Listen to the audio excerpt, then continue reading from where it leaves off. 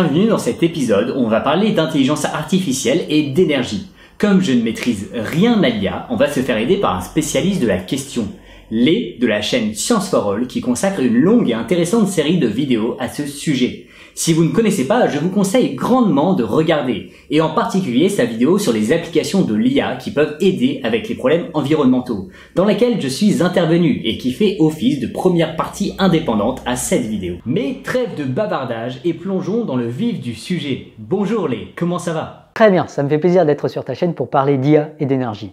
Dans un premier temps, ce que je te propose, c'est d'abord de parler de la consommation énergétique du secteur numérique dont l'IA fait partie, avant de voir comment l'IA peut nous aider à mieux gérer notre infrastructure énergétique. Parce que le numérique consomme beaucoup d'énergie ? Oui, mais il est intéressant de séparer deux phénomènes distincts, l'augmentation du nombre de calculs qu'on demande aux machines de faire et la diminution des coûts énergétiques des calculs. Et sur ce second point, les progrès sont spectaculaires, notamment grâce à l'IA. Attends Lé, on n'atteint pas les limites physiques en termes de puissance de calcul aujourd'hui ? Si tu penses à la loi de Moore en un sens, la réponse est oui. Cette loi dit en gros que la puissance de calcul de nos machines double tous les 18 mois. Mais cette loi est problématique car l'architecture des microprocesseurs est en train d'atteindre des échelles nanoscopiques où les effets quantiques rendent impossible davantage de miniaturisation. Mais l'informatique moderne, et notamment l'IA, cherche davantage à paralléliser le calcul, ce qui revient à exploiter d'autres formes d'architecture de hardware. On exploite ainsi davantage les cartes graphiques qui semblent encore loin des limites physiques. Mais surtout depuis quelques années, notamment avec les travaux de Julie Grolier, on s'intéresse de plus en plus à des architectures de calcul beaucoup plus semblables à celles du cerveau. Ces architectures ont notamment la spécificité de décentraliser la mémoire et de la rapprocher des unités de calcul que sont les neurones. Voilà qui permettrait de gagner plusieurs ordres de grandeur en termes de puissance de calcul. Ok, mais là il s'agit de puissance de calcul. D'un point de vue environnemental, ce qui est important, ce serait plutôt la consommation énergétique du calcul. Eh bien là encore, à l'image de notre cerveau dont les calculs sont énergétiquement beaucoup plus efficaces que ceux de nos ordinateurs, il y aura sans doute d'énormes gains en termes d'efficience énergétique à faire en basculant vers d'autres architectures de calcul. Et d'ailleurs, ce progrès en efficience de calcul s'inscrirait dans un phénomène plus global appelé la loi de Koomey. À l'instar de la loi de Moore, cette loi de Koomey dit que l'énergie requise pour un calcul est divisée par 2 tous les 18 mois. Autrement dit, si cette tendance continue, les calculs demanderont 1 million de fois moins d'énergie dans 20 ans. Mais cette tendance ne continuera pas indéfiniment. Il doit y avoir une limite physique à l'énergie nécessaire pour effectuer un calcul. Oui, tout à fait. Il y a notamment une limite imposée par le principe de Landauer qui dit que tout calcul nécessite une utilisation d'énergie de 2,75 zeptojoules, soit environ 10 puissance moins 21 joules. Alors, plus exactement, il s'agit d'une conversion d'une forme d'énergie utile appelée exergie en une énergie à l'équilibre thermodynamique, et ce n'est valable qu'à température ambiante et pour des calculs dits irréversibles. Mais ça donne un ordre de grandeur intéressant. Nos calculs d'aujourd'hui sont environ 1 million de fois plus énergivores que cette limite physique. On est donc encore très loin de la limite physique absolue de consommation énergétique par calcul, et cette consommation se réduit au fil du temps. Est-ce qu'il ne serait pas également possible de faire moins de calculs pour réduire la consommation énergétique ? Si, c'est tout à fait possible. Typiquement, il y a énormément de progrès en software qui pourraient permettre de réduire le nombre de calculs nécessaires pour effectuer une tâche donnée, et l'IA en particulier sera certainement un allié majeur pour y parvenir. D'ailleurs, Google estime qu'en gérant mieux les calculs de ses centres de données, une IA a permis de réduire de 40% la consommation énergétique de ses serveurs. Mieux encore, une IA de 2018 a réussi à court-circuiter les calculs extrêmement énergivores de rendu visuel en remplaçant des calculs qui prenaient des jours à être effectués par des calculs quasi instantanés. De tels progrès software pourraient permettre de conserver la qualité de nos contenus multimédia tout en réduisant drastiquement l'énergie nécessaire à leur production et à leur consommation. Bon, prenons un exemple qu'on a tous dans notre poche, un smartphone. Ce graphique montre l'impact de notre téléphone sur le changement climatique en fonction de l'usage qu'on en a. On peut voir l'importance de la propreté de l'électricité qui alimente l'infrastructure numérique. Dans les pays avec une électricité décarbonée, la majorité des impacts provient de la fabrication du téléphone. Pour rentabiliser l'impact de la fabrication, il faut faire durer ces équipements le plus longtemps possible. Et c'est quelque chose qui est vrai pour la majorité de nos objets numériques. Vous voulez avoir moins d'impacts environnementaux ? Une bonne piste est de changer moins souvent d'équipement. Mais sur cette figure, on peut aussi voir qu'une large part des impacts de notre téléphone est liée à l'utilisation du réseau. Oui, les centres de données sont très énergivores. Il faut beaucoup d'électricité pour stocker et échanger du contenu. Et naturellement, plus ce contenu est gros, plus il faut d'énergie. Si on regarde les prévisions de trafic, une large part des données échangées sont et seront des vidéos internet, typiquement du contenu YouTube.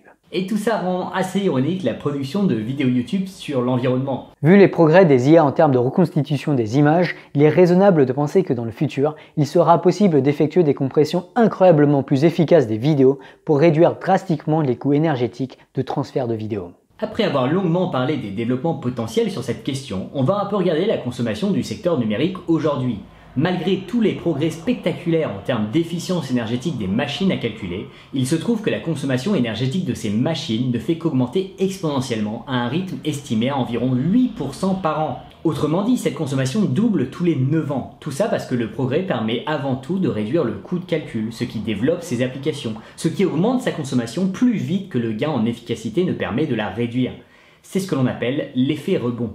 Il est aussi intéressant de noter que la consommation de ce secteur économique croît plus vite que son chiffre d'affaires. Les coûts se réduisent donc plus vite que la consommation. Chaque année, dépenser 1 euro dans le numérique produit davantage d'impact. Et il ne faut pas oublier qu'au-delà de l'aspect énergétique, l'infrastructure numérique est gourmande en métaux. L'approvisionnement de certains de ces métaux peut être contraint dans un futur proche. De plus, l'utilisation de nombreux éléments en petite quantité dans l'électronique rend leur recyclage très difficile. Pour ceux intéressés par ces aspects, je vous renvoie sur ma vidéo sur les métaux. Et tout ceci fait que la technologie numérique seule ne résoudra même pas le défi environnemental qu'elle crée. Pour réduire l'impact environnemental, il faudra aussi questionner l'usage que l'on a de ces technologies. Malheureusement, il est difficile de faire changer les comportements de tout le monde par pure bienveillance, et une attitude volontaire fait porter toute la charge sur peu d'individus. Pour avoir un effet rapide et à grande échelle, il pourrait être préférable de mettre en place des incitations pour diminuer l'impact environnemental de ces activités économiques. Par exemple, taxer davantage les ressources fossiles pousserait les centres de données à se tourner vers des sources d'énergie décarbonées, et les utilisateurs à moins consommer de fossiles malgré eux. Cette taxe pouvant elle-même être investie dans le déploiement de moyens plus propres de production d'électricité. D'ailleurs, l'IA peut nous aider à mettre en place des moyens de production électrique décarbonés, comme les énergies renouvelables qui ont le défaut d'être souvent des énergies intermittentes. Avant de parler de ces applications de l'IA, d'un point de vue énergétique, il est bon de garder en tête que l'IA ne sera utile que si ses consommations sont inférieures à ce qu'elle nous fait gagner. Les réseaux électriques intelligents ou smart grids sont une des applications les plus utiles de l'IA d'un point de vue environnemental. Mais avant de parler de réseau électrique intelligent, il faut parler de réseau électrique. Un réseau électrique est un objet technique incroyable où l'électricité produite doit toujours être égale à l'électricité consommée. C'est quelque chose dont on ne se rend plus forcément compte tant on y est habitué, mais pouvoir allumer une lampe d'un mouvement de doigt, c'est une prouesse technologique assez spectaculaire. Quand vous mettez le doigt sur l'interrupteur, vous prenez au réseau un peu d'électricité. Cette perte va faire baisser la fréquence d'un tout petit peu, et ça doit être immédiatement compensé par un apport supplémentaire d'électricité du côté de la production. Et alors, une ampoule ça va encore, mais quand il s'agit de toute une ville qui branche ses ordinateurs et allume son chauffage à 18 h, répondre en temps réel à la demande devient tout de suite une performance extraordinaire qu'il faut pourtant être capable de répéter tous les jours et à tout instant. Jusque-là, on s'en sortait avec des moyens de production centralisés et un réseau électrique organisé autour. La consommation est simulée et la production organisée en conséquence. Pour affiner la production électrique et s'assurer que la production soit toujours égale à la consommation, on produit une part de l'électricité avec des moyens de production capables de réagir très vite, comme les centrales thermiques au gaz ou les barrages hydroélectriques. Mais de nouveaux problèmes apparaissent avec les sources d'énergie intermittentes. Imaginons que par un temps nuageux, le soleil se mette d'un coup à briller sur vos panneaux photovoltaïques. Ce soudain pic de production risque de surcharger le réseau électrique et de griller une partie de l'infrastructure, ce qui engendre des coûts de réparation et des périodes d'inactivité. A l'inverse, si le vent s'arrête brutalement dans les parcs éoliens, on est face à un creux de production. Les creux de production doivent être compensés par d'autres moyens de production sous peine d'importantes détériorations matérielles, voire effondrement du réseau électrique. Pour réagir en temps réel à ces pics et creux potentiellement soudains, il est indispensable d'être à l'affût, voire de les anticiper, ce qui nécessite des technologies de l'information robustes et réactives et une IA qui prédit constamment les futures productions et consommations probables. Et plus on déploie de moyens de production intermittents, plus on risque de souvent être confronté à des pics ou des creux de production potentiellement soudains. En plus d'aider à la gestion du réseau, l'IA peut aider avec les pics de production. Ceux-ci sont problématiques parce qu'ils obligent à avoir sous la main une puissance installée qui est peu utilisée, donc peu rentable. En plus, l'ajustement final se fait souvent avec des moyens plus polluants. En France, les pics sont gérés avec de l'hydroélectricité qui est plutôt propre, mais aussi avec du gaz naturel qui émet pas mal de CO2. L'IA pourrait permettre d'effectuer ce qu'on appelle des effacements, c'est-à-dire reporter l'activité de machine à des heures de faible consommation. Typiquement, plutôt que de lancer la machine à laver ou le lave-vaisselle en pleine période de pic de consommation, une IA peut se charger de lancer ces machines pendant la nuit, lorsque peu d'objets électriques seront en cours de consommation. Ce type de système pourrait devenir encore plus important avec l'avènement des batteries de stockage électrique à grande échelle ou avec l'augmentation de la flotte de voitures électriques. En effet, on aurait là une façon de mieux gérer encore la consommation de l'énergie. En période de pic de consommation, il pourrait même être possible de décharger certains véhicules électriques pour répondre à la demande sans utiliser les énergies fossiles et les charger en cas de surproduction du réseau. L'IA ne résoudra pas toute seule le problème de la production ou de la consommation d'énergie, mais son application sur les smart grids nous aidera à garder le réseau électrique stable. L'IA est ici d'une aide précieuse pour le déploiement à large échelle de moyens de production électrique plus respectueux de l'environnement. L'énergie nécessaire par calcul et le nombre de calculs nécessaires pour certaines tâches ne cessent de diminuer, et le développement de l'IA est prometteur sur ces deux aspects. Malgré ces avancées impressionnantes, le secteur du numérique est gourmand en ressources et énergie. Il continue de grossir de façon exponentielle et sa consommation énergétique grossit encore plus vite que lui. Devant cet accroissement, il est possible que l'on doive un jour discuter de l'usage que l'on a de ces technologies. L'IA a des applications prometteuses dans de nombreux domaines et Lé en a parlé longuement sur sa chaîne. L'IA peut même nous aider pour certains problèmes environnementaux. Il serait regrettable de s'opposer systématiquement à l'IA sous prétexte que certaines de ces applications sont énergivores, que beaucoup de nos problèmes d'aujourd'hui ont été engendrés par la technologie ou parce qu'on en a peur.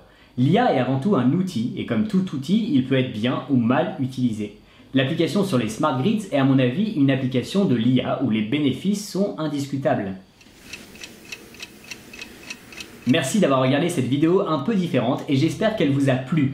Un grand merci à Lé qui m'a proposé cette collaboration. Si vous ne connaissez pas sa chaîne, vous devez absolument y faire un tour. En plus de la série de vidéos sur l'IA, j'ai trouvé la série sur la démocratie extrêmement intéressante et je pense qu'elle est vraiment d'intérêt public.